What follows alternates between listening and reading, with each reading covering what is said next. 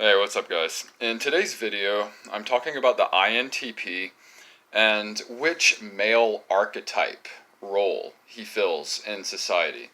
And by archetype, I'm talking about, alright, so there's alpha male at the top, then there's beta, then there's gamma, in that order, from top to bottom.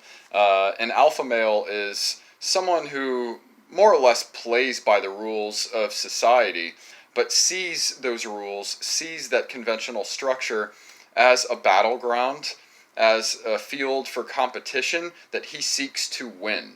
And he typically, achieves a status of being at the top or somewhere near the top.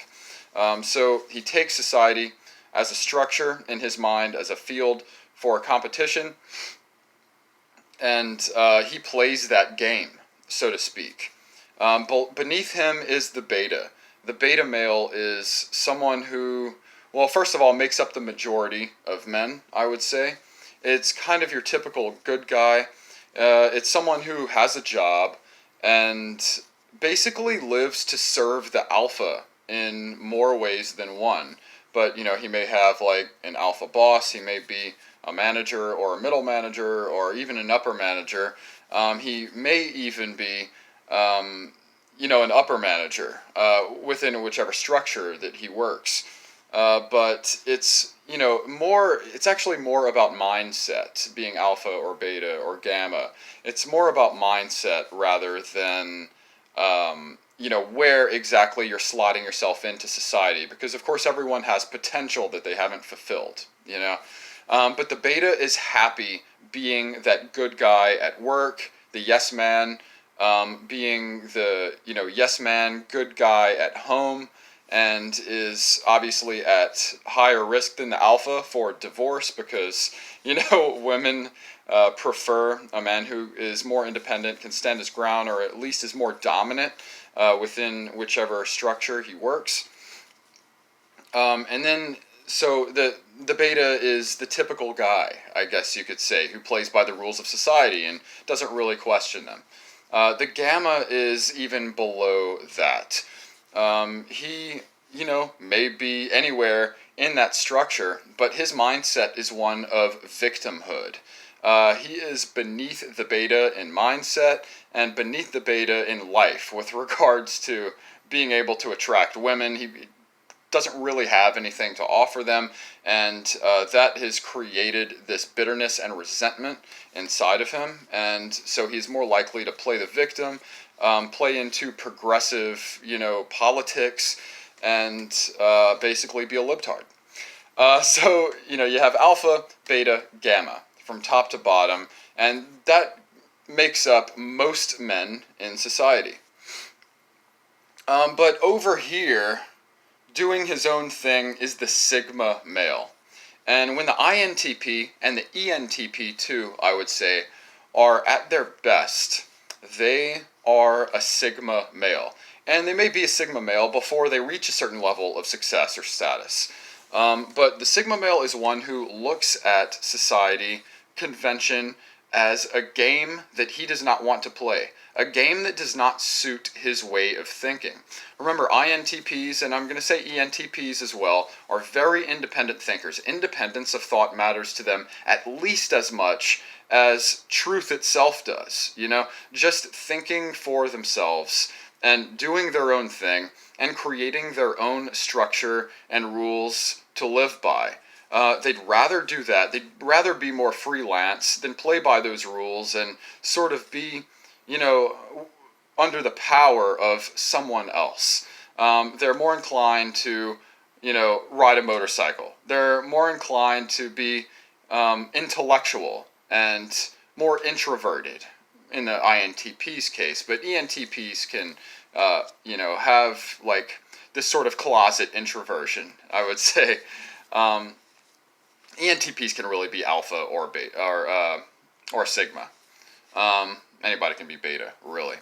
I think, generally speaking, most guys are beta until they take the red pill, so to speak, and see truth and society and women for how they all actually are.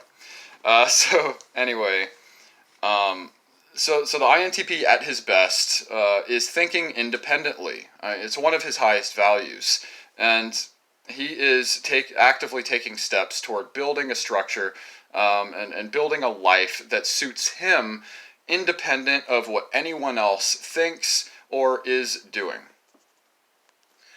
The Sigma male does not need validation from others, and this is certainly the case for an INTP who is confident and who has maybe had like a little nudge of validation, at least just enough to know from maybe the right people who he respects to tell him no, like it's good that you do your own thing. We all second guess ourselves if we have inclinations to think independently. I know I've been through certain moments like that where I did kind of question, well,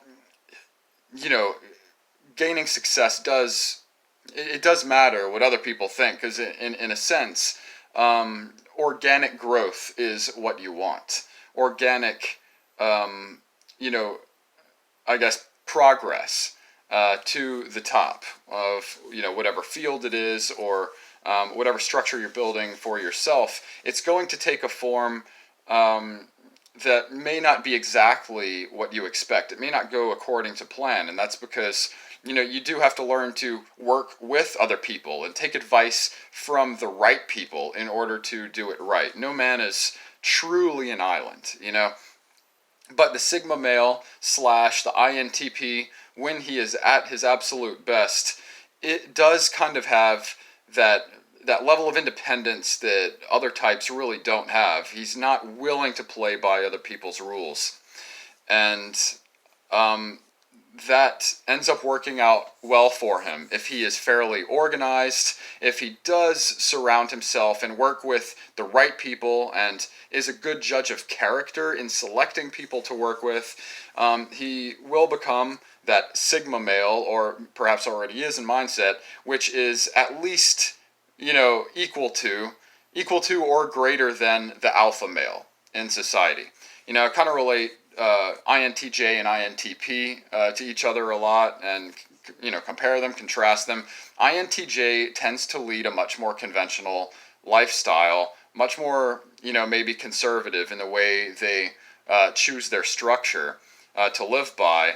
The INTJ may be, for example, an engineer who works for a firm. So he really just works a job, and a lot of people look up to the engineer as like an alpha job, which it kind of is. It's like intellectually, technically sort of an alpha job. But he works for a firm. He works a job, whereas an INTP is maybe more of an architect or a consultant or a thinker type, an intellectual, someone who gets contracted. Lets the right work come to him, lets his skills speak for himself, and doesn't, walk in every day and punch a clock.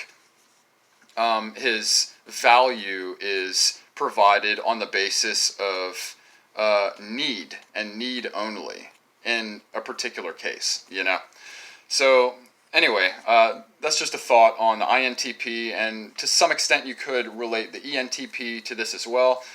Being a Sigma male archetype rather than an alpha or a beta or a gamma. It's like the INTP at his best doesn't even really fit into that conventional structure, because independence of thought matters just as much to him as true quality of thoughts.